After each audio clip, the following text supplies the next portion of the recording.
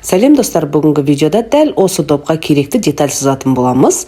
Ерікті түрде осындай бірінші сызық сызып аламыз. Сызығымызға дейін 4-4 см екі жағынан бірдей етіп белгілеп, ең бірінші жүргізген сызығымызға параллельді сызық жүргізетін боламыз. Екі жақ шетінен, мінекей.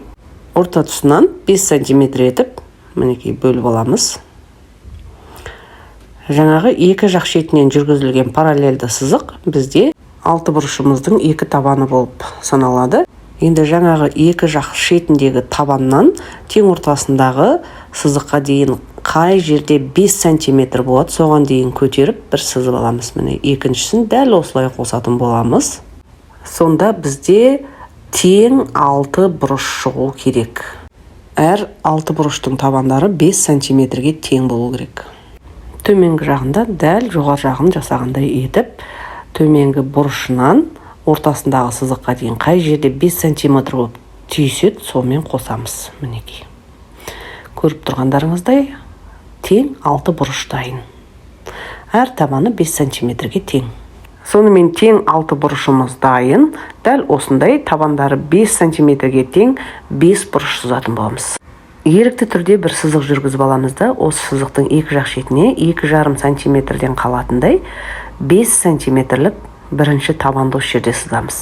Шамамен 5 бұрышты шығару үшін астыңғы нүктеден жоғары қарай осылай 5 жұлдыз салып көреміз шамалап. Кейін осы жерден төменгі жағынан жоғары қарай 5 см-ге көтереміз. Енді осы бұрыштан тең ортасына сызып алған сызығымызға қарай 5 см болатындай етіп, мінекей сызамыз. Сол жағына сызып алдық, енді тура осыны оң жағына қайталайтын боламыз. Міне. Барлық табандарын өлшеген кезде 5 см-ден шығуы өте маңызды. Осылай шамалап сызып аламыз да, кейін корректировка жасауға болады. Осы жерде барлық табандарын өлшей отырып, тең етіп жасап аламыз. Мінекей, мен сіздерге ешқандай циркульсіз жобалап жасау жолын көрсеттім.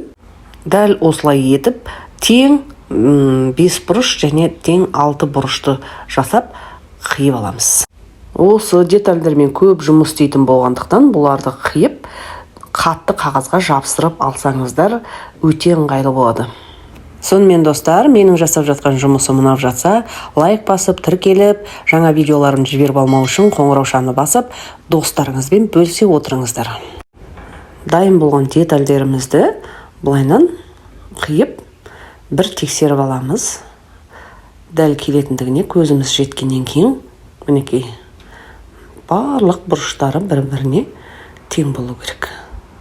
Енді осыны қатты қағазға әдемілеп жапсырып алатын боламыз. Келесі видеода дәл осы доптың пішілу және тігілу жолдарын көрсететін боламын. Оларды жіберіп алмау үшін тіркеліп, лайк басып, комментарий жазуды ұмытпаңыздар. Және достар, басқа да әдемі құрақтарымды көру үшін описаниядағы ссылкаға өтіңіз. Назарларыңызға көп рахмет. Келесі видеода кездескенше.